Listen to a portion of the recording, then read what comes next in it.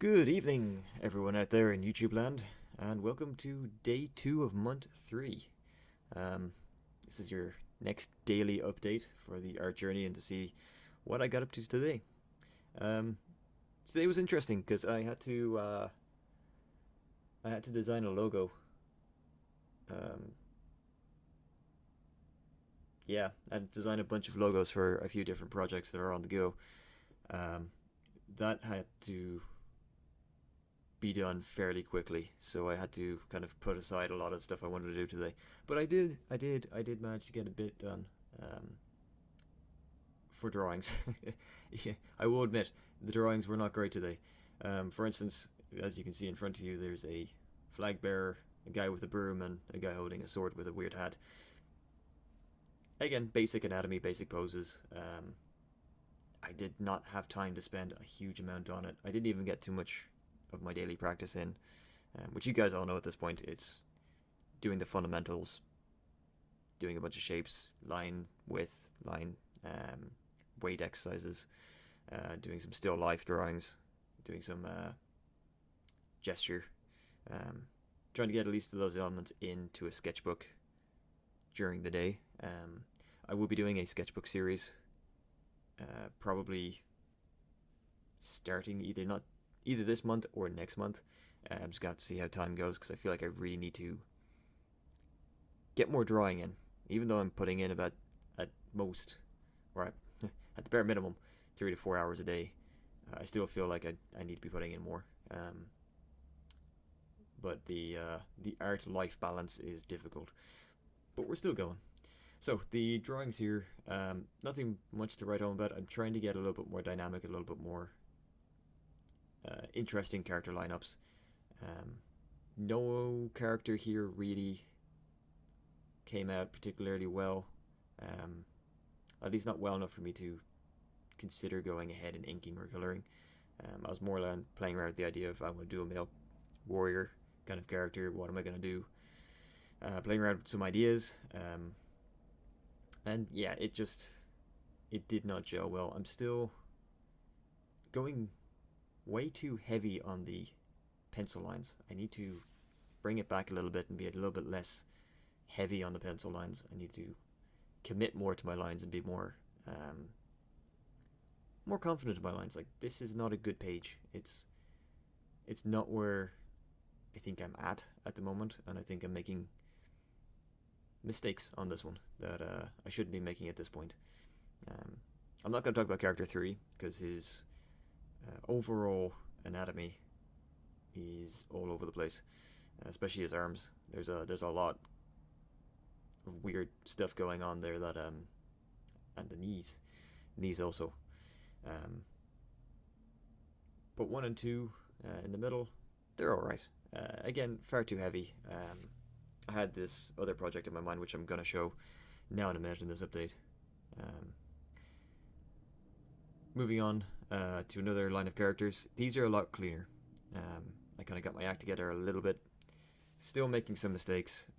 Character 3 holding the sword on the left, where his hip ends and connects into his left leg.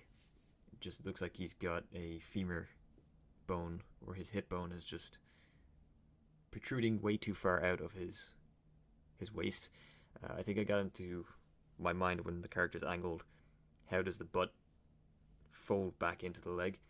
You don't actually really see that from that angle, which I'm only now just realizing. Again, not so much worrying about details. These were done very quickly. I'm trying to do a lot of pages of these where I'm just trying to get a bit of speed into doing the blank dummy. I'm not worrying about hands or faces yet. I'm starting to worry about head alignment, where the head's looking and getting at least the outline of the head correct, that it could be moved on, drawn into an actual proper face. I'm trying to tidy up the knees and stuff a little bit better. I do notice that I'm doing kind of a mixed bag of making the abdominal muscles one long line and then making it short lines.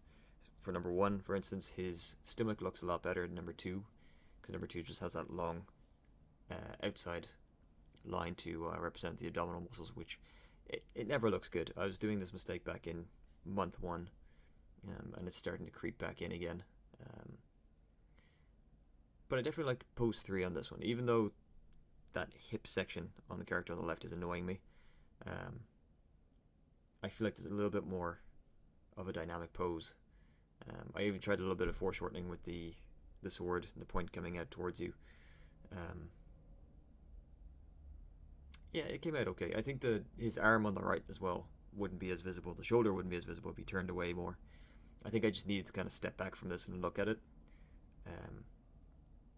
But again, they were quick drawings. I think I did all 3 of these in under 10 minutes, which probably is slow to a lot of you out there, but considering back in month 1, if I was to produce this, it would take me a lot longer than 10 minutes. And so yeah, I think the speed's getting there a little bit. Finally, I've got this page that I want to show because it's not refined. It doesn't have the characters aren't penciled out too well, but it's just the 2 foreshortening of a person flying towards you. I was actually pretty happy with how the underlying construction blocks, I suppose, of the pose on the left, and then the smaller pose just of the top left hand side of the main character on the right. It was very quick to put these together and get the semblance of someone flying towards you, and have the foreshortening and the stacking of the arm and the chest and the hips come out fairly well. Like I'm fairly sure if I had more time to commit into this, I could have made these into pretty good